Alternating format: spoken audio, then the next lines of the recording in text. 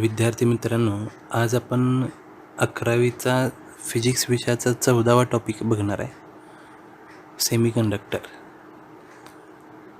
12वीमध्ये गेल्यानंतर आपल्याला या सेमीकंडक्टर टॉपिकच्या पुढचा भाग म्हणजे सेमीकंडक्टर डिव्हायसेस, म्हणजे सेमीकंडक्टर मटेरियलपासून तयार होणारे जे डिव्हायसेस आहेत, त्या डिव्हायसेसच्या बाबतीतला अभ्यासाचा एक टॉपिक सेमीकंडक्टर डिव्हायसेस म्हणूनच आहे.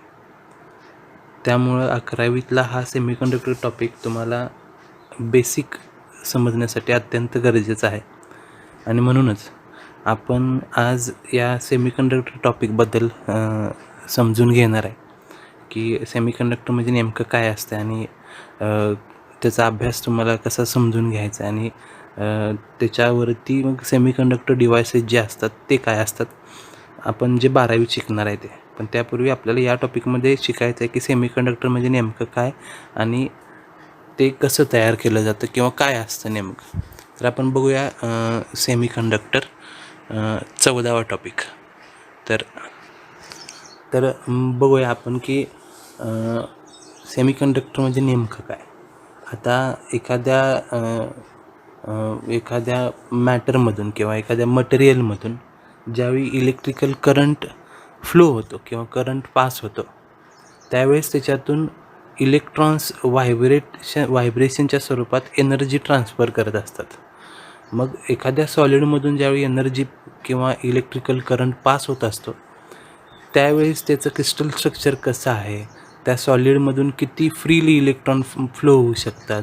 काही सॉलिड असे असतात की ज्याच्यातून इलेक्ट्रॉन फ्लो होतच नाहीत किंवा व्हायब्रेट होतच नाहीत, किंवा काही असतात की ज्याच्यातून इझिली करंट पास होतो. तर हे प्रत्येक सॉलिडवरती डिपेंड असतं. आणि मग कशातून किती प्रमाणात करंट पास होतो याच्यावरून या इलेक्ट्रिकल कंडक्शनच्या बाबतीत सॉलिडचे एकूण 3 पार्ट तयार केलेत. 3 पार्ट आहेत, त्याला 3 टाईप म्हणलं तरी चालतं. मग there are 3 types of electrical conductor, आणि ते जे 3 टाईप्स आहेत ते आहेत गुड कंडक्टर. तर आपण हे 3 पार्ट काय असतात ते समजून घेऊया. पहिल्यांदा कंडक्टर म्हणजे काय आपण बघू, की एखाद्या मटेरियलमधून म्हणजे मेटलमधून इझिली करंट फ्लो होतो, की ज्याच्यामध्ये करंट फ्लो करण्यासाठी फ्री असणाऱ्या इलेक्ट्रॉनची संख्या खूप जास्त असते. अशा मटेरियलला कंडक्टर म्हणतात. आता तुम्ही कंडक्टर शब्द हा ऐकला आहे, जो वाहून घेऊन जाऊ शकतो त्याला कंडक्टर म्हणतात. मग जो फ्री इलेक्ट्रॉनला वाहून घेऊन जाऊ शकतो असा इलेक्ट्रिकल कंडक्टर. आणि ते म्हणजे काय असतात, तर सगळे धातू ज्याला आपण मेटल म्हणतो, मग आयर्न असेल, गोल्ड असेल, सिल्वर असेल, कॉपर असेल, कुठलंही धातू असेल, हे सगळे जे आहेत हे गुड कंडक्टर आहे, ज्याच्यातून करंट फ्लो होऊ शकतो. म्हणजे कुठल्याही मेटलमधून करंट फ्लो होऊ शकतो, कारण ते काय आहेत तर कंडक्टर आहेत. कंडक्टर आहेत म्हणजे इलेक्ट्रिकल करंटला वाहून घेऊ जाऊ शकतात, म्हणून त्याला कंडक्टर असं म्हणतात. आता आपण दुसरा जो टाईप बघणार आहे, पहिल्या टाईपमध्ये आपण बघितलं की पहिला टाईप हा कंडक्टर आहे. कंडक्टर म्हणजे जे इलेक्ट्रॉनला व्हायब्रेट करू शकतात, किंवा इलेक्ट्रॉनला आपण असं म्हणूया की इलेक्ट्रॉनला फ्लो करू शकतात, वाहून घेऊ जाऊ शकतात, किंवा ज्याच्यातून करंट पास होऊ शकतो, करंट फ्लो होऊ शकतो, अशा मटेरियलला म्हणायचं कंडक्टर. आणि ते काय असतात तर सगळे मेटल्स मी आत्ता सांगितल्याप्रमाणे, मग ते कॉपर, सिल्वर, गोल्ड, आयर्न, हे सगळे मेटल्स जेवढे काही धातू आहेत त्याच्यातून इझिली करंट फ्लो होऊ शकतो, पास होऊ शकतो.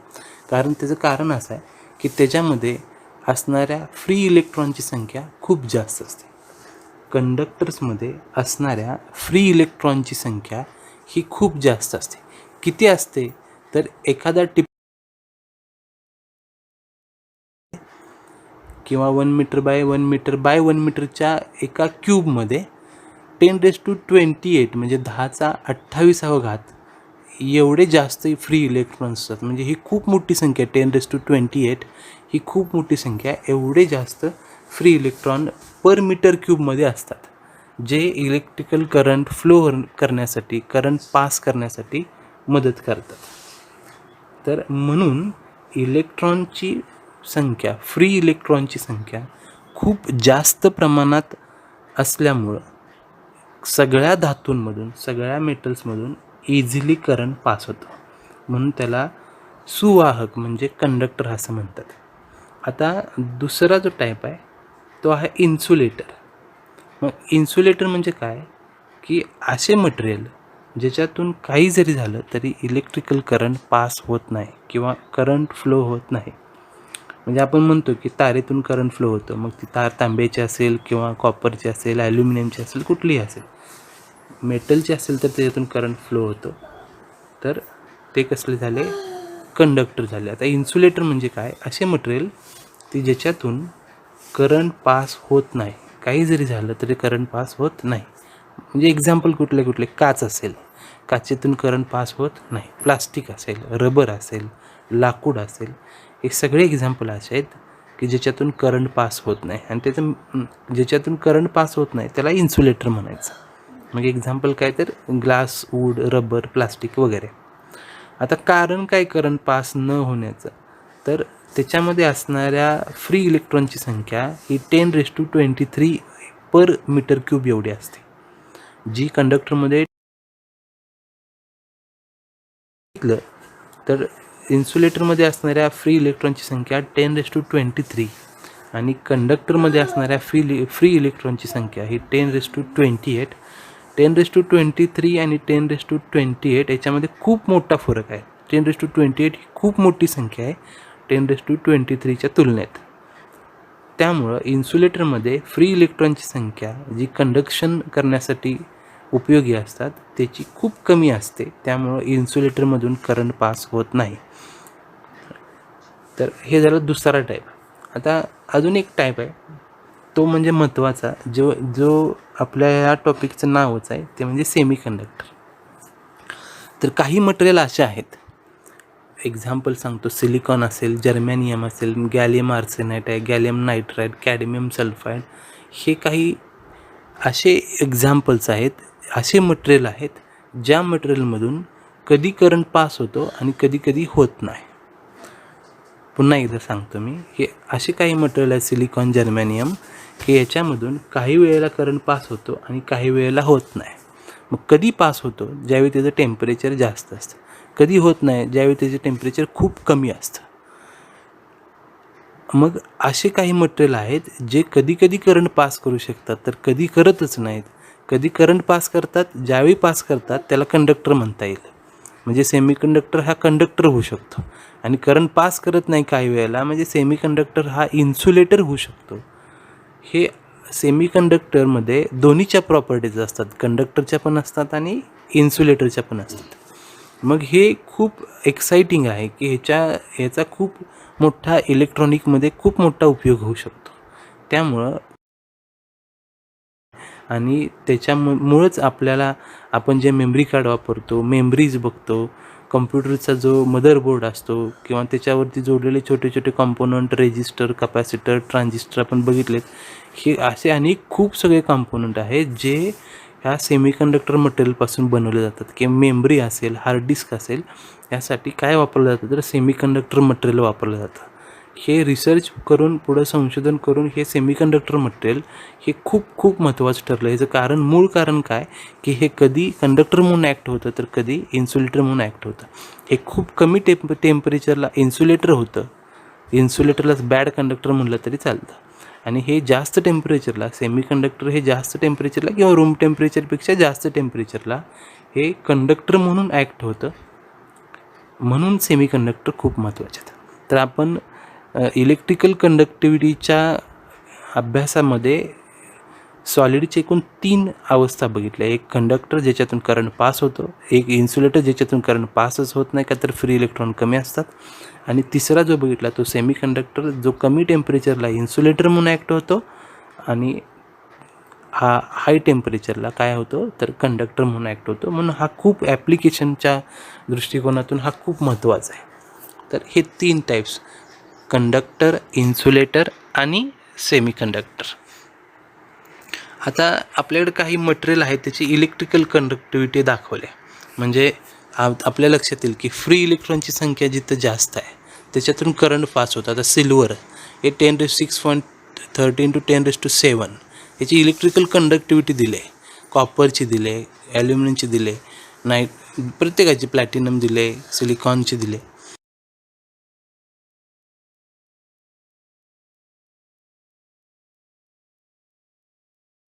ह्याची इलेक्ट्रिकल कंडक्टिव्हिटी खूप कमी आहे, 10⁻16 असं म्हटलं. ग्लास म्हणजे काच असेल 10⁻11 आहे. ह्याची इलेक्ट्रिकल कंडक्टिव्हिटी जी आहे ही खूप खूप कमी आहे. आणि जे सेमीकंडक्टर आहेत त्या सेमीकंडक्टरची जी इलेक्ट्रिकल कंडक्टिव्हिटी आहे हे कंडक्टर आणि इन्सुलेटरच्या मधली असते. म्हणजे जर्मेनियम किंवा सिलिकॉन असेल, जर्मेनियमची बघा 2.17 आहे किंवा सिलिकॉनची 1.56 × 10⁻³ आहे. ही 10⁻25 किंवा -16पेक्षा खूप जास्त आहे कंडक्टिव्हिटी. आणि सिल्वर, गोल्ड, कॉपर, ॲल्युमिनियमपेक्षा कमी आहे. म्हणजे हे जे सेमीकंडक्टर्स आहेत ज्याच्यामध्ये इलेक्ट्रिकल कंडक्टिव्हिटीची जी कपॅसिटी आहे, जी कंडक्टिव्हिटी आहे ही कंडक्टरपेक्षा कमी आणि इन्सुलेटरपेक्षा जास्त असते. हे सेमीकंडक्टर्स कधी कंडक्टर म्हणून काम करू शकतात तर कधी इन्सुलेटर म्हणून पण काम करू शकतात.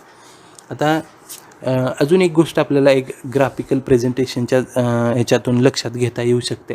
ती म्हणजे असे आहे की एखाद्या कंडक्टरला आपण जर टेम्परेचर दिलं, म्हणजे एखादं मेटल असेल, समजा कॉपरची वायर आहे, तांब्याची तार, त्याला जर आपण टेम्परेचर दिलं, टेम्परेचर वाढवलं त्याचं, की जसं जसं मेटलचं टेम्परेचर वाढत जातं त्याचा इलेक्ट्रिकल कंडक्टिव्हिटी कमी कमी होत जाते. पुन्हा एकदा सांगतो, जे काय कंडक्टर असतील म्हणजे सगळे धातू, त्याचं टेम्परेचर वाढत गेलं की त्याची इलेक्ट्रिकल कंडक्टिव्हिटी कमी कमी होत जाते. आणि सेमीकंडक्टरचं बरोबर याच्या उलट आहे. सेमीकंडक्टरचं टेम्परेचर वाढत गेलं की त्याची इलेक्ट्रिकल कंडक्टिव्हिटी वाढत जाते. मग आपल्याकडे 2 ग्राफ दिसतात बघा. डाव्या बाजूचा जो ग्राफ आहे तो मेटलच्या बाबतीतला आहे. त्याच्यामध्ये सेमीकंडक्टरचा, ज्याच्यामध्ये जसं जसं टेम्परेचर वाढत जाईल तसं तसं कंडक्टिव्हिटी वाढत जाते. तर याच्यामध्ये आपल्या लक्षात येईल की कंडक्टर आणि सेमीकंडक्टर हे टेम्परेचरच्या बाबतीत काय फरक दाखवतं. तर टेम्परेचर वाढलं कंडक्टरचं की कंडक्टिव्हिटी कमी होते, आणि सेमीकंडक्टरचं टेम्परेचर वाढलं की त्याची कंडक्टिव्हिटी वाढते.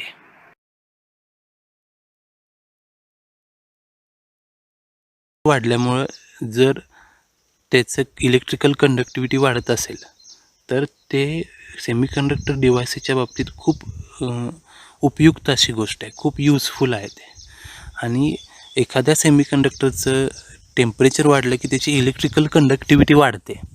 त्याच्यामुळं त्याच्यापासून हे खूप ॲप्लिकेबल आहे. खूप वेगवेगळे डिव्हायसेस त्याच्यामुळे बनवता येऊ शकतात. ते स्विच म्हणून काम करू शकतं.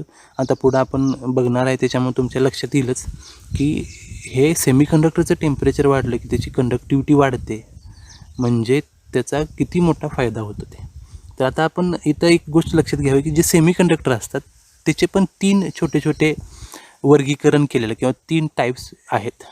पहिला जो आहे तो इलेमेंटल सेमीकंडक्टर आहे, ज्याच्यामध्ये सिलिकॉन आणि जर्मेनियम येतं, आणि हाच आपल्यासाठी इथं पुढं जो आहे तो आपल्याला खूप गरजेचा पडतो.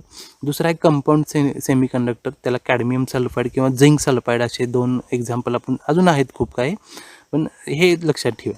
आणि तिसरा जो आहे तो ऑर्गॅनिक आहे, त्याच्यामध्ये आर्थनेस डोप्ड पॉलिएथेनिक आणि किंवा पॉलिॲलिनिल आहे किंवा पॉलिपायरॉल आहे, असे अजून आहेत. तर ह्या ऑर्गॅनिकमध्ये येतात. पॉलिॲलिनिल किंवा पॉलिपायरॉल, त्याला PPY असं म्हटलं जातं. तर हा तिसरा टाईप आहे. पण पहिले जे 2 आहेत इलेमेंटल सेमीकंडक्टर, ज्याच्यामध्ये सिलिकॉन जर्मेनियमसारखे सेमीकंडक्टर येतात जे प्युअर असतात, आणि दुसरा जो आहे कंपाऊंड सेमीकंडक्टर, ज्याच्यामध्ये कॅडमियम सल्फाईड किंवा झिंक सल्फाईड आणि असे काही सेमीकंडक्टर येतात. ते पुढं आपल्याला खूप गरजेचे आहेत किंवा त्याचे ॲप्लिकेशन, त्याचा उपयोग खूप केला जातो. तर हे आहेत काही सेमीकंडक्टरचे टाईप्स. आता इलेक्ट्रिकल कंडक्टिव्हिटी वाढते असं मी जे सांगितलं, त्या सेमीकंडक्टर मटेरियलचा, म्हणजे समजा जर्मेनियम हे सेमीकंडक्टर मटेरियल आहे. सेमीकंडक्टर मटेरियल म्हणजे काय असतं, तर त्याचे छोटे छोटे ॲटम्स असतात, आणि त्या ॲटमचं, आता तुम्हाला ॲटमचं स्ट्रक्चर तुम्ही शिकलाय की ॲटमच्या सगळ्या सेंटरला न्यूक्लियस असतो आणि त्याच्या बाजूने इलेक्ट्रॉन फिरत असतात. सगळे पॉझिटिव्ह चार्जेस हे न्यूक्लियसमध्ये असतात आणि इलेक्ट्रॉन हे ॲटमच्या न्यूक्लियसच्या बाजूने फिरत असतात. तर ज्या इलेक्ट्रॉनकडं कमी एनर्जी असते ते व्हॅलन्स बँडमध्ये असतात, असं लक्षात ठेवा. आणि ज्याच्याकडं जास्त एनर्जी असते ते असतात कंडक्शन बँडमध्ये. इथं लक्षात ठेवायचं काय बघा, मी एनर्जी बँड सांगते तुम्हाला. ज्याच्याकडं एनर्जी कमी असते, व्हॅलन्स बँडमध्ये असणाऱ्या इलेक्ट्रॉनकडं कमी एनर्जी असते आणि कंडक्शन बँडमध्ये असणाऱ्या इलेक्ट्रॉन्सकडं एनर्जी जास्त असते. आता हे व्हॅलन्स बँड आणि कंडक्शन बँड म्हणजे नेमकं काय, बँड म्हणजे नेमकं काय सांगतो. तर समजा एखादा आपण सेमीकंडक्टर जर्मेनियमचा ॲटम बघितला आणि समजा त्याचा न्यूक्लियस आहे, त्याच्या बाहेरच्या ऑर्बिटमध्ये 2 इलेक्ट्रॉन फिरत आहेत, त्याच्या बाजूच्या ऑर्बिटमध्ये 8 इलेक्ट्रॉन फिरत आहेत, असे वेगवेगळे ऑर्बिट असतील आणि त्याच्यात वेगवेगळी इलेक्ट्रॉनची संख्या असेल. तर सर्वात बाहेरच्या ऑर्बिटमध्ये 4 इलेक्ट्रॉन असतात. जर्मेनियमचं किंवा कुठलाही सेमीकंडक्टर असेल तर त्याच्या सर्वात बाहेरच्या ऑर्बिटमध्ये 4च इलेक्ट्रॉन असतात. सर्वात बाहेरच्या ऑर्बिटमध्ये ते जे 4 इलेक्ट्रॉन असतात त्यांना म्हणतात व्हॅलन्स इलेक्ट्रॉन्स. ह्या व्हॅलन्स इलेक्ट्रॉनला व्हॅलन्स इलेक्ट्रॉनकडे जी एनर्जी असते त्या एनर्जीला व्हॅलन्स बँड म्हणतात. त्या एनर्जीचा एक बँड एक लेवल ठरवली जाते. ती जी एनर्जी आहे त्याला म्हणायचं व्हॅलन्स बँड. त्या एनर्जीचा जो बँड आहे, जी लेवल आहे, त्याला म्हणायचं व्हॅलन्स बँड. आता तेवढ्या एनर्जीवरती तो इलेक्ट्रॉन करंट फ्लो करू शकत नाही. त्यासाठी त्याला एनर्जी द्यावी लागते, म्हणजे हीट द्यावी लागते. मी तुम्हाला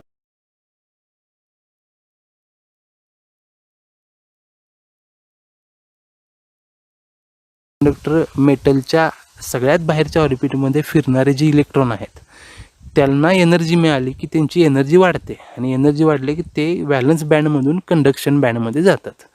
म्हणजे काय की व्हॅलन्स बँडमध्ये असणाऱ्या इलेक्ट्रॉनकडे असणारी जी एनर्जी आहे ती कंडक्शन बँडमध्ये असणाऱ्या इलेक्ट्रॉनच्या एनर्जीपेक्षा कमी एनर्जी असते.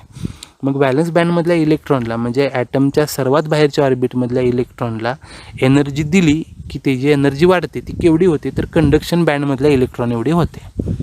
तर इथं लक्षात ठेवायचं व्हॅलन्स बँड म्हणजे व्हॅलन्स इलेक्ट्रॉनकडं असणाऱ्या एनर्जीचा बँड आणि त्याच्यापेक्षा जास्त एनर्जी कशामध्ये असते तर कंडक्शन बँड. इलेक्ट्रॉन एखादा कंडक्शन बँडमध्ये असला तर तो इलेक्ट्रिकल करंट फ्लो करण्यासाठी फ्री असतो, असं लक्षात ठेवा. तर ह्याला म्हणायचं एनर्जी बँड थेरी. आता ती सेमीकंडक्टर किंवा कंडक्टर किंवा इन्सुलेटरच्या बाबतीत कसे असते ते आपण पुढे बघणार आहे. आता आपल्याला एक गोष्ट लक्षात घ्यायची आहे की इथं ही एनर्जी जी सांगतोय मी, इलेक्ट्रॉनची एनर्जी, ही त्याच्या फिजिकल स्ट्रक्चरवरती मी सांगितली तुम्हाला की इलेक्ट्रॉनच्या व्हॅलन्स बँडमधले इलेक्ट्रॉन कुठले असतात तर ॲटमच्या सर्वात बाहेरच्या ऑर्बिटमधले, आणि त्याला एनर्जी मिळाली की तिची एनर्जी वाढते, म्हणजे ते कुठल्या बँडमध्ये जातात तर कंडक्शन बँडमध्ये. आता एनर्जी बँड मी सांगितलं. आता ते जे एनर्जी बँड असतात व्हॅलन्स बँड आणि कंडक्शन बँड, ह्याचा अभ्यास आपण तिन्ही अवस्थामध्ये विचारात घेऊ, म्हणजे कंडक्टरच्या बाबतीत, इन्सुलेटरच्या बाबतीत आणि सेमीकंडक्टरच्या बाबतीत. तर याच्यामध्ये ए जी डायग्रॅम दिसते ती आहे कंडक्शनच्या बाबतीत. याच्यामध्ये कंडक्टर म्हणजे कुठलाही मेटल असेल त्याचा जो ॲटम असतो त्याच्या स्ट्रक्चरचा जर विचार केला तर त्याचा जो व्हॅलन्स बँड असणारा म्हणजे सगळ्यात बाहेर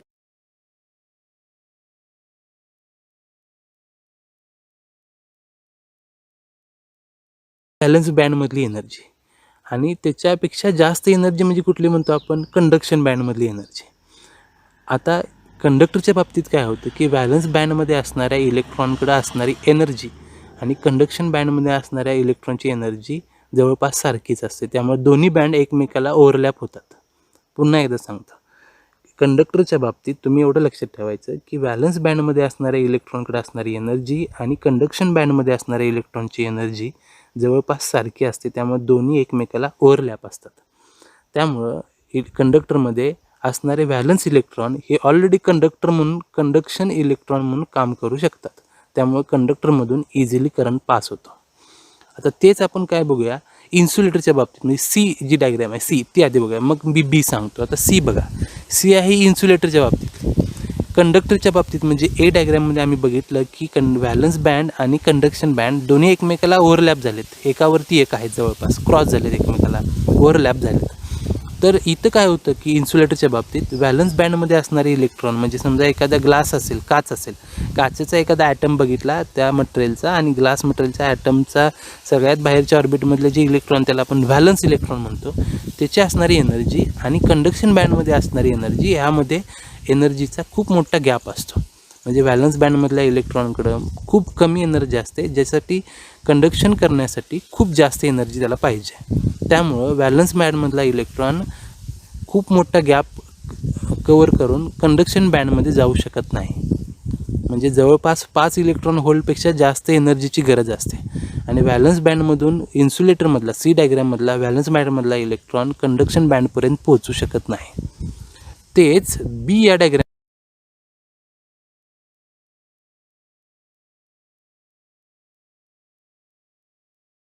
कमी आहे आणि कंडक्टरपेक्षा जास्त आहे. बी या डायग्राममध्ये व्हॅलन्स बँड आणि कंडक्शन बँड यामधला गॅप हा एपेक्षा जास्त आहे आणि सीपेक्षा कमी आहे. म्हणजे याला जर टेम्परेचर दिलं तर ह्या दोन्हीच्या मधला गॅप कमी होतो, म्हणजे तो होतो कंडक्टर. आणि याचं टेम्परेचर कमी केलं की हा होतो इन्सुलेटर. बी जो आहे तो आहे सेमीकंडक्टर. सेमीकंडक्टर मटेरियलला जर एनर्जी दिली, म्हणजे हीट दिली, टेम्परेचर वाढवलं, तर व्हॅलन्स बँडमधले इलेक्ट्रॉन जातात कंडक्शन बँडमध्ये आणि तो काय होतो, कंडक्टर म्हणून काम करतो. तेच जर त्याचं टेम्परेचर कमी केलं, रूम टेम्परेचरपेक्षा 0 डिग्री वगैरे केलं, ॲब्सोल्यूट 0 डिग्री केलं, तर त्या दोन व्हॅलन्स बँडमधला आणि कंडक्शन बँडमधला एनर्जी गॅप अजून वाढतो आणि त्यामुळे काय होतं की तो इन्सुलेटर म्हणून काम करतो. तर ही आहे एनर्जी बँड थेरी, याला म्हणायचं एनर्जी बँड थेरी. आता थोडक्यात तुम्ही हे काय लक्षात ठेवणार, तर याच्यात लक्षात असं ठेवायचं की कंडक्शन बँड आणि व्हॅलन्स बँडमध्ये असणारी एनर्जी कमी असते आणि कंडक्शन बँडमध्ये एनर्जी जास्त असते. एखाद्या इलेक्ट्रॉनला करंट फ्लो करण्यासाठी फ्री व्हायचा असेल तर तो कंडक्शन बँडमध्ये असायला लागतो. जर इलेक्ट्रॉनला व्हॅलन्स बँडमधून कंडक्शनमध्ये बँडमध्ये जायचं असेल तर त्याला एनर्जी मिळवावी लागते, कुठून तरी एनर्जी घ्यावी लागते. आता कंडक्टरच्या बाबतीत काय होतं की इलेक्ट्रॉनला जर कंडक्टरमध्ये एनर्जी दिली तर तो फ्री इलेक्ट्रॉनच असतो, तो करंट पास करेलच. पण इलेक्ट्रॉन कंडक्टरच्या बाबतीत व्हॅलन्स बँड आणि कंडक्शन बँड दोन्हीमधले इलेक्ट्रॉन जवळपास एनर्जी एकसारखी असते, कारण दोन्ही एकमेकाला ओव्हरलॅप आहेत. आपण डायग्राममध्ये एमध्ये बघतोय. तेच इन्सुलेटरमध्ये काय होतं की व्हॅलन्स बँडमधल्या इलेक्ट्रॉनला खूप जास्त एनर्जी जरी दिली तरी तो कंडक्शन बँडपर्यंत पोहोचू शकत नाही, की तेवढी एनर्जी त्याला ॲब्सॉर्ब करता येतच नाही. त्यामुळे कुठलाही आता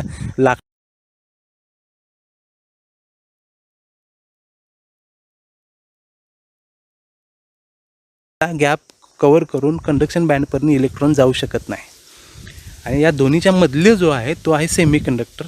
याच्यामध्ये गॅप आहे, हा 1.1 इलेक्ट्रॉन व्होल्ट एवढा असतो फक्त, आणि तो इन्सुलेटरमध्ये 5 इलेक्ट्रॉन व्होल्टपेक्षा जास्त असतो.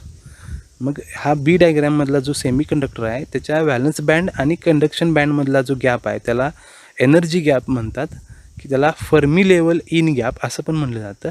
हा गॅप 1.1 इलेक्ट्रॉन व्होल्ट एवढा असतो, कमी असतो. त्यामुळं इलेक्ट्रॉन दिलेली एनर्जी ॲब्सॉर्ब करून व्हॅलन्स बँडमधून कंडक्शन बँडमध्ये जातो. आणि एकदा का इलेक्ट्रॉन व्हॅलन्स बँडमधून कंडक्शन बँडमध्ये गेला तर तिथं करंट तयार होतं. तर याला म्हणायचं conduction in comparison with energy band diagram of conductor, insulator आणि सेमीकंडक्टर. ए जे आहे ती कंडक्टरची आहे, बी सेमीकंडक्टरची, आणि सी ही जी आहे डायग्राम ती इन्सुलेटरच्या बाबतीतली आहे. चला, तर आता सेमीकंडक्टरचे काही टाईप असतात. 2 टाईप आहेत सेमीकंडक्टरचे. एक आहे इंट्रिन्सिक सेमीकंडक्टर आणि दुसरा जो आहे तो आहे एक्सट्रिन्सिक सेमीकंडक्टर. आता पहिल्यांदा तुम्हाला इंट्रिन्सिक सेमीकंडक्टर सांगतो. इंट्रिन्सिक सेमीकंडक्टर काय असतं बघा. आता इंट्रिन्सिक सेमीकंडक्टर म्हणजे नेमकं काय बघा. कुठलाही सेमीकंडक्टर असेल, हा सेमीकंडक्टरचे एकूण 2 टाईप, एक पहिला इंट्रिन्सिक सेमीकंडक्टर आणि दुसरा एक्सट्रिन्सिक. इंट्रिन्सिक सांगायला लागलो आहे. कुठलाही सेमीकंडक्टर ज्यावेळी तो प्युअर फॉर्ममध्ये असतो, ज्याच्यामध्ये दुसरं कुठलंही मटेरियल ॲड केलेलं नसतं, फक्त तो सेमीकंडक्टरच असतो, त्याला म्हणायचं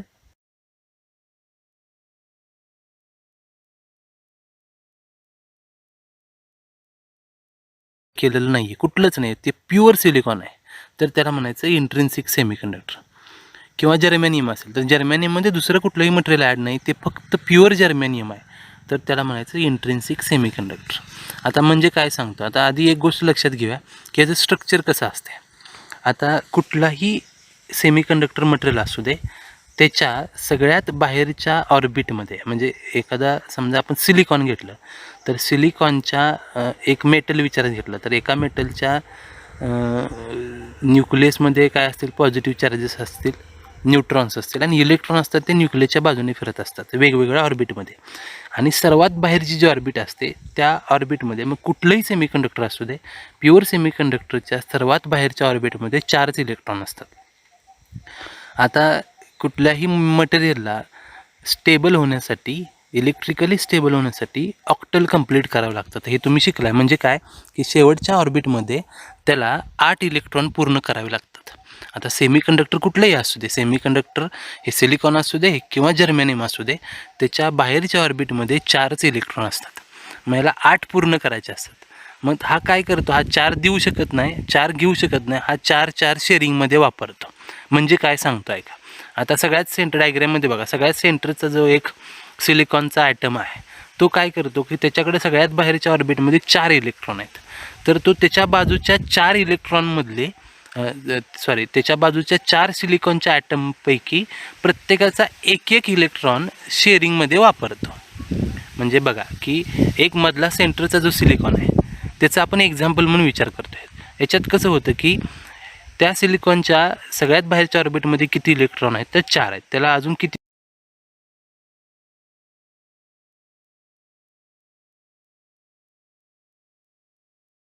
तो कशी पूर्ण करतो, तर बाजूच्या 4च्या म्हणजे त्याच्या बाजूचे जे 4 असतील, उजव्या बाजूचा, डाव्या बाजूचा, वरच्या बाजूचा, खालच्या बाजूचा, असे कुठलेही 4 तो जो घेतो आणि प्रत्येकाचा एक इलेक्ट्रॉन शेअरिंगमध्ये वापरतो.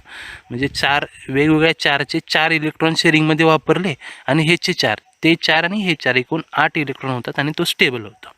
म्हणजे थोडक्यात काय की स्वतःचे 4 इलेक्ट्रॉन आणि बाजूच्यांच्या एक असे 4चे 4 इलेक्ट्रॉन असे एकूण 8 इलेक्ट्रॉन शेअरिंगमध्ये वापरायचे आणि ऑक्टल कंप्लीट करायचं आणि स्टेबल व्हायचं.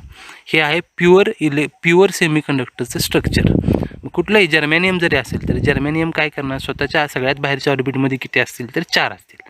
शिवाय तो काय करेल की बाजूच्या 4 ॲटममधले प्रत्येकी एक असे 4 आणि स्वतःचे 4 एकूण 8 इलेक्ट्रॉन होईल आणि तो स्टेबल करतो. थोडक्यात असं सारांश असं सांगता येईल की जे सेमीकंडक्टर असतात, प्युअर सेमीकंडक्टर, ते स्वतःचे 4 आणि बाजूच्यांचे प्रत्येकी एक घेऊन असे 4 शेअरिंगमध्ये वापरतात.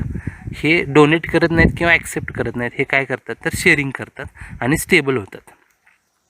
आता असे जे मटेरियल आहेत, जे प्युअर आहेत, प्युअर सेमीकंडक्टर आहेत, त्यांना म्हणायचं इंट्रिन्सिक सेमीकंडक्टर. हा सेमीकंडक्टरचा पहिला टाईप आहे.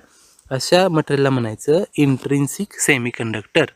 आता असे जे असतात इंट्रिन्सिक सेमीकंडक्टर, त्याच्यामधून फ्लो होणाऱ्या करंटचा प्रमाण खूप कमी असतं. त्याचं कारण सांगतो की याच्यात प्रत्येक इलेक्ट्रॉन हा बॉन्डेड आहे, कुठलाही एक्स्ट्रा इलेक्ट्रॉन नाही आहे. म्हणजे या सेमीकंडक्टरमध्ये सगळे स्वतःचे 4 आणि बाजूचे एक असे 4 घेतलेत, त्यांनी पण स्वतःच्या 4 आणि बाजूच्यांचे एक घेतलेत. असे प्रत्येक ॲटमनं आपलं ऑक्टल कंप्लीट करून सगळे ॲटम जिथले तिथं स्टेबल झालेत. ह्याच्यामुळे याच्यात फ्री इलेक्ट्रॉनची संख्या खूप कमी असते. म्हणजे काय होतं, रूम टेम्परेचरला तर ती खूप कमी असते, अजून टेम्परेचर कमी केलं तर ती जवळपास 0 होते. आता हे टेम्परेचरचं काय सांगायला लागलो मी, की अशा प्युअर सेमीकंडक्टरला जर हीट दिली किंवा टेम्परेचर दिलं तर ते टेम्परेचर त्याचं वाढलं की त्याच्यामधले असणारे फ्री इलेक्ट्रॉन जे शेअरिंगमध्ये वापरलेत त्याची एनर्जी वाढते आणि ते मोकळे होतात, ते बॉन्डिंगमध्ये राहत नाहीत, ते फ्री होतात आणि ते फ्री झालेले इलेक्ट्रॉन करंट फ्लो करण्यासाठी उपयोगी येतात. पण अशी संख्या खूप कमी असते. त्यामुळं सेमीकंडक्टरचा जो पहिला टाईप आहे इंट्रिन्सिक सेमीकंडक्टर, त्याच्यामध्ये करंट फ्लो करण्याची क्षमता खूप कमी असते. आता आपण सेमीकंडक्टरचा दुसरा टाईप बघू. याला म्हणायचं काय, तर दुसरा टाईप आहे तो एक्स्ट्रिन्सिक सेमीकंडक्टर. आता जो आपण सेमीकंडक्टर बघितला, मी जे तुम्हाला सांगितलं की 4 इलेक्ट्रॉन स्वतःचे आणि बाजूच्यांचे 4 घेऊन शेअरिंग केलं जातं, ते कसं असतं बघा, इथं डायग्राममध्ये दिसतंय की एखादा सिलिकॉनचा ॲटम आहे, त्याच्याकडे किती इलेक्ट्रॉन आहेत, तर 4 आहेत. तो बाजूच्या 4चे काय घेतो, एक शेअरिंगमध्ये वापरतो. बघा, प्रत्येक सिलिकॉननं आजूबाजूच्या 4पैकी प्रत्येकाचा एक इलेक्ट्रॉन शेअरिंगमध्ये वापरला आणि आपलाही एक शेअरिंगला त्यांना दिला आहे. असे केल्यामुळं ते काय होतात, स्टेबल होतात. जर ह्याला हीट दिली, समजा थोडंसं टेम्परेचर दिलं, तर ह्याच्यात काय होतं बघा, टेम्परेचर दिलं की त्याच्यातले काही इलेक्ट्रॉन फ्री होतात.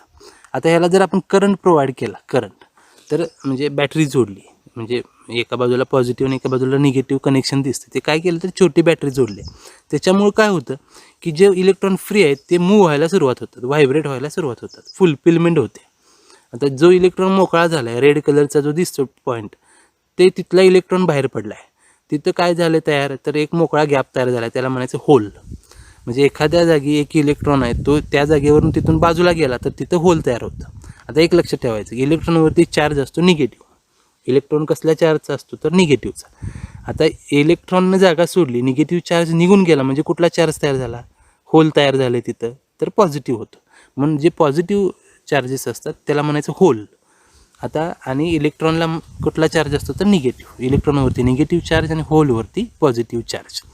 आणि त्याला जर करंट प्रोव्हाइड केला तर जिथं होल आहे तिथं दुसरे इलेक्ट्रॉन जाऊन बसतात. इकडचा इलेक्ट्रॉन तिथं जातो, तिकडे जातो, असं होत त्याची फुलफिलमेंट होते आणि करंट फ्लो व्हायला सुरुवात होतं. थोडक्यात काय की इंट्रिन्सिक सेमीकंडक्टरमध्ये करंट फ्लो करण्याची क्षमता खूप कमी असते.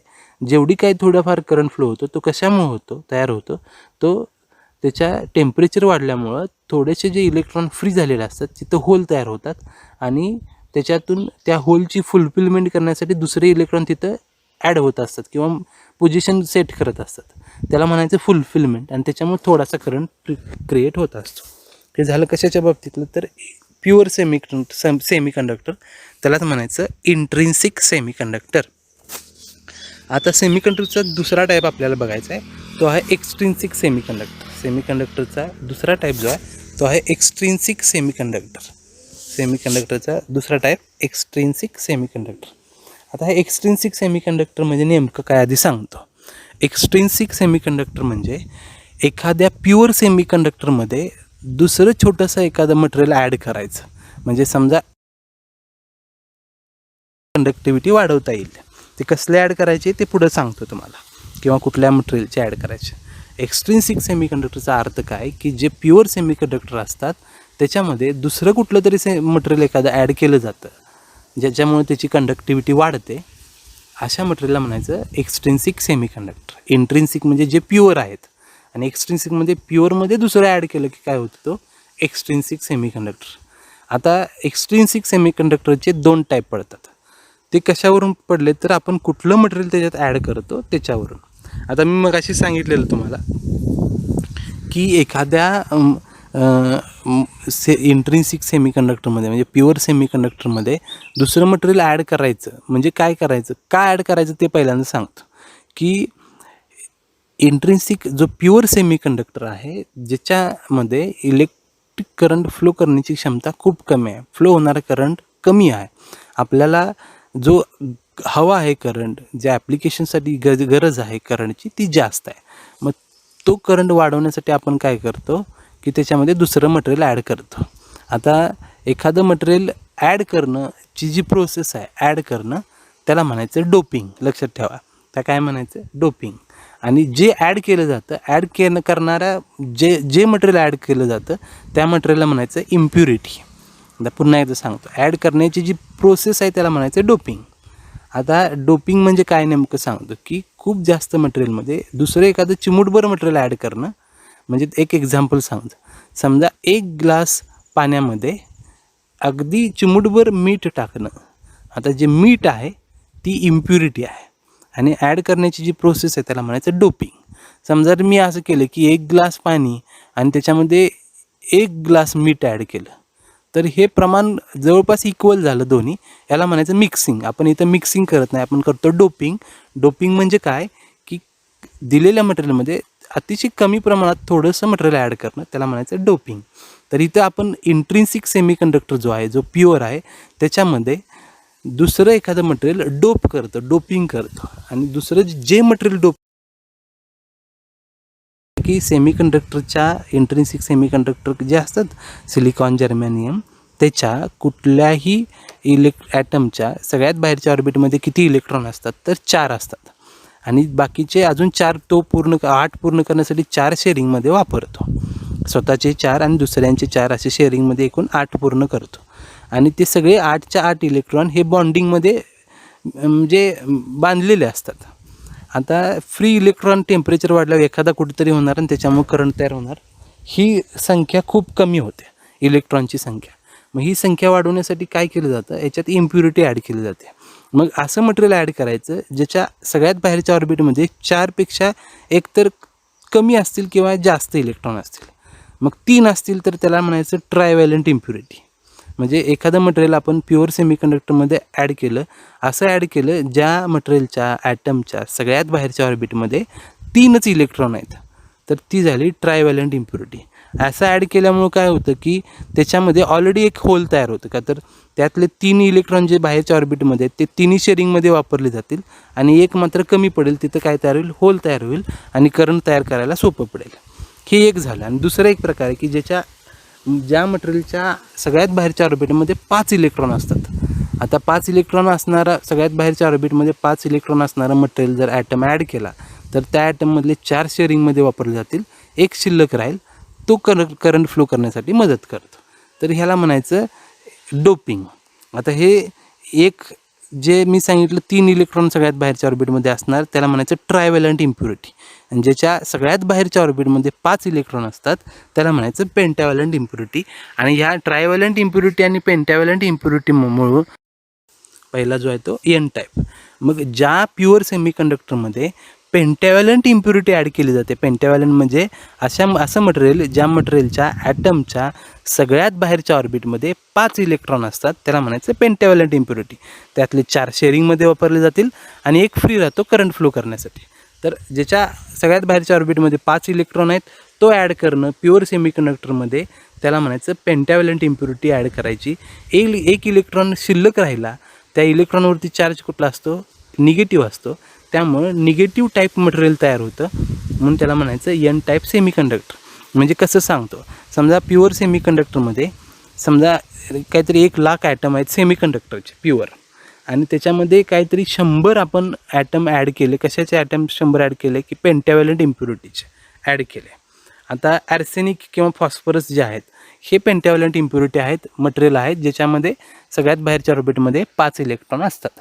आता ते आपण ॲड केलं की प्रत्येकाचा एक इलेक्ट्रॉन फ्री राहील. 100 ॲड केलं तर 100 इलेक्ट्रॉन फ्री झाले.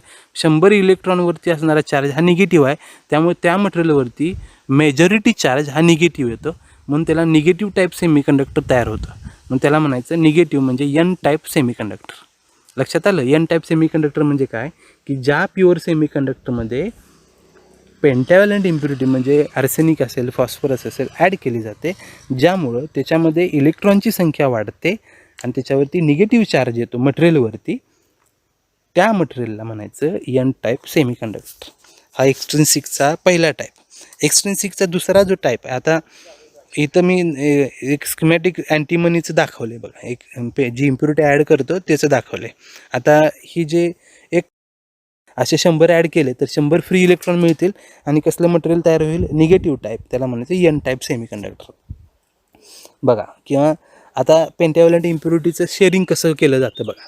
आता सिलिकॉन आहे, त्याच्यामध्ये बरोबर काय केले, एक पेंटाव्हॅलंट इम्प्युरिटी ॲड केले ज्याच्या ऑर्बिटमध्ये किती इलेक्ट्रॉन आहेत, 5 आहेत, त्यातले 4 शेअरिंगमध्ये वापरले गेले आणि एक काय झाला फ्री राहिला, तो काय करतो, करंट तयार करतो, इलेक्ट्रिकल करंट तयार करतो. तर हे झालं एन टाईप मटेरियल. आता दुसरा जो प्रकार आहे एक्स्ट्रिन्सिक सेमीकंडक्टरचा, तो दुसरा प्रकार आहे पी टाईप सेमीकंडक्टर. आता मी मगाशीच सांगितलं की प्युअर सेमीकंडक्टरमध्ये ज्यावेळेस ट्रायव्हॅलंट इम्प्युरिटी ॲड केली जाते, म्हणजे ट्रायव्हॅलंट म्हणजे कशी की ज्या मटेरियलच्या सर्वात बाहेरच्या ऑर्बिटमध्ये 3 इलेक्ट्रॉन असतात त्याला म्हणायचं ट्रायव्हॅलंट इम्प्युरिटी.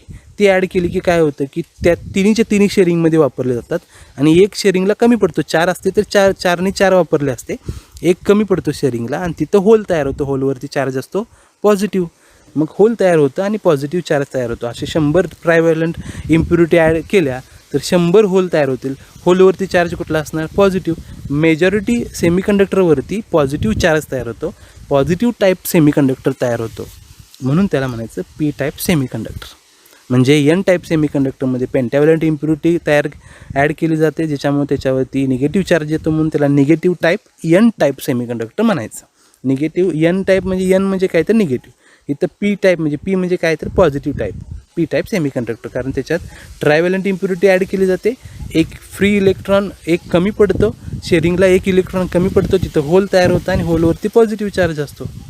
तर हे झालं दुसरा टाईप. किस्मत म्हणून एक आहे की ज्याच्या सर्वात बाहेरच्या ऑर्बिटमध्ये 3च इलेक्ट्रॉन असतात. आता 3 जे इलेक्ट्रॉन आहेत त्यातले तिन्हीच्या तिन्ही शेअरिंगमध्ये वापरले जातील. एक कमी पडेल, एक कमी. आता इथे डायग्राममध्ये बघा की सिलिकॉनमध्ये हे मटेरियल ॲड केलं. आता हे मटेरियल ॲड केलं की काय होतं बघा की त्याचे तिन्हीच्या तिन्ही शेअरिंगमध्ये वापरले. एक कमी पडला, एक जो कमी पडला तिथं काय तयार झालं, होल तयार झालं. आणि असे सगळे होल तयार झाले. 100 इम्प्युरिटी ॲड केली असेल तर 100 होल तयार होतील. आणि 100 होल काय तयार करतील, पॉझिटिव्ह चार्ज तयार करतील. आणि तयार होणारं मटेरियल हे पॉझिटिव्ह टाईप मटेरियल तयार होतं. तर हे झाले टाईप. पुन्हा एकदा सांगतो, सेमीकंडक्टरचे एकूण मूळ 2 टाईप, एक इंट्रिन्सिक, दुसरा एक्स्ट्रिन्सिक. इंट्रिन्सिक हे प्युअर सेमीकंडक्टर असतात आणि एक्स्ट्रिन्सिक ज्याच्यात इम्प्युरिटी ॲड केली जाते त्याला म्हणायचं एक्स्ट्रिन्सिक. एक्स्ट्रिन्सिकचे मग 2 प्रकार, एक पहिला बघितला आपण एन टाईप आणि दुसरा बघितला पी टाईप. एनमध्ये पेंटायलव्हॅलंट इम्प्युरिटी ॲड केली जाते, मेजॉरिटी चार्ज निगेटिव्ह येतं म्हणून त्याला एन टाईप म्हणायचं.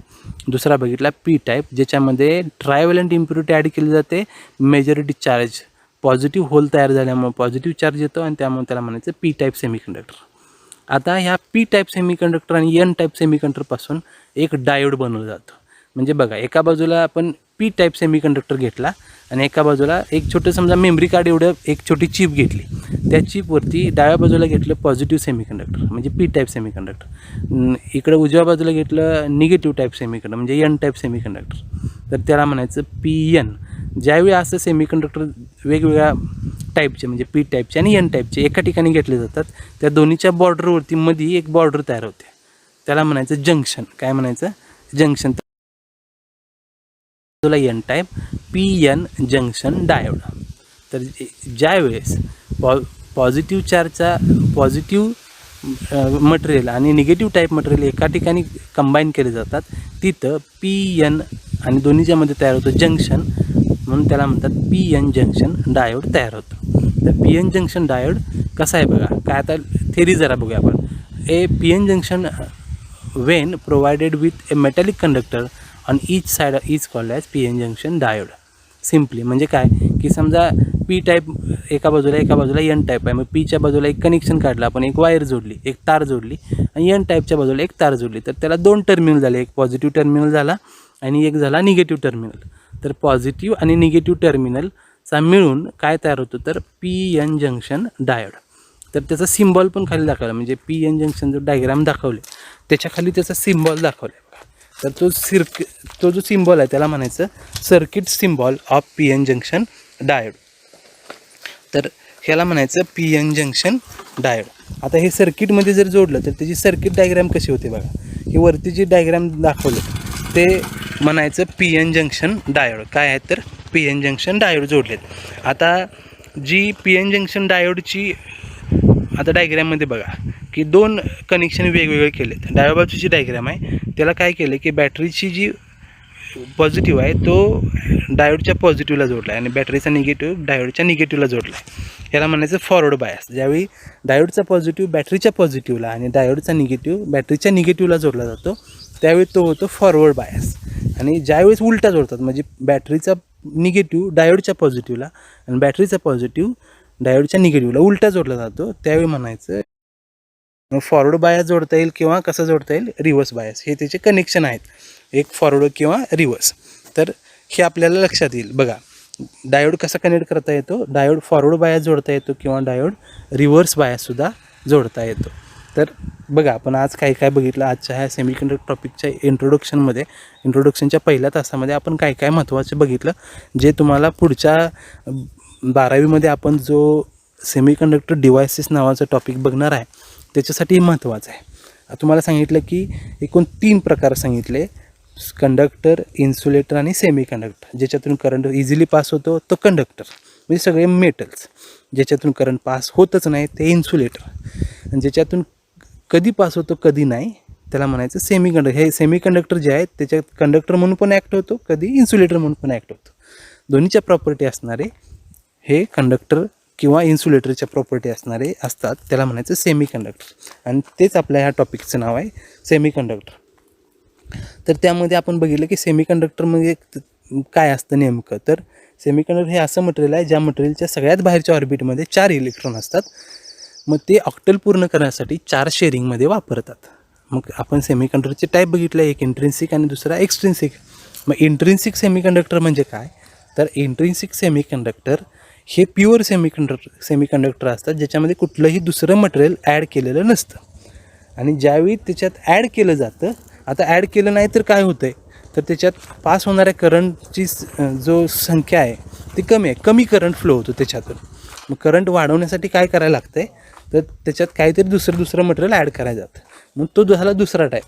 ज्यावेळी दुसरं मटेरियल ॲड केलं जातं त्यावेळी तो होतो एक्सट्रिन्सिक सेमिकंडक्टर.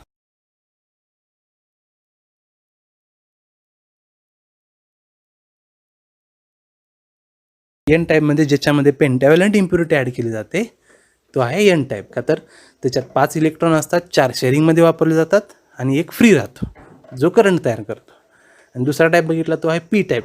त्याच्यात ट्रायव्हॅलंट इम्प्युरिटी ॲड केली जाते ज्याच्यामध्ये 3 इलेक्ट्रॉन असतात आणि 3 शेअरिंगमध्ये वापरले जातात. एक कमी पडतो तिथं होल तयार होतं जो करंट तयार करण्यासाठी उपयोगी पडतो. तर हे झाले. आणि एक्सट्रिन्सिक सेमिकंडक्टरचे हे 2 टाईप झाले.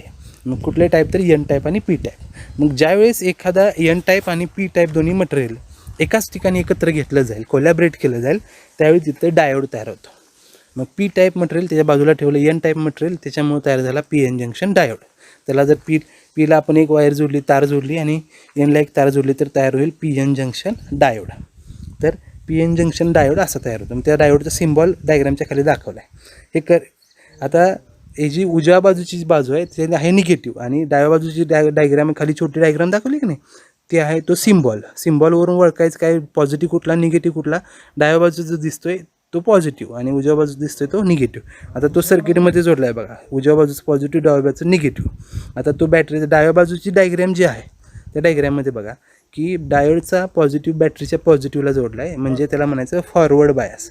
पॉझिटिव्हचा पॉझिटिव्हला, निगेटिव्हचा निगेटिव्हला. आणि उजव्या बाजूची डायग्राम बघा ती आहे रिव्हर्स बायस.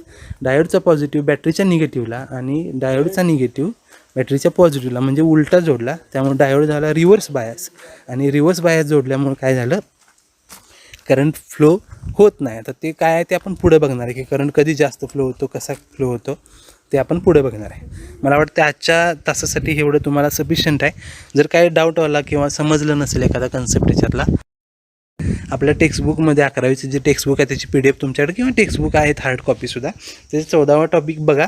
हे एवढं समजलं तर तुम्हाला सेमिकंडक्टर टॉपिक समजायला खूप इझी जाईल आणि हे खूप महत्त्वाचं आहे 12वीच्या टॉपिकच्या दृष्टिकोनातून सुद्धा.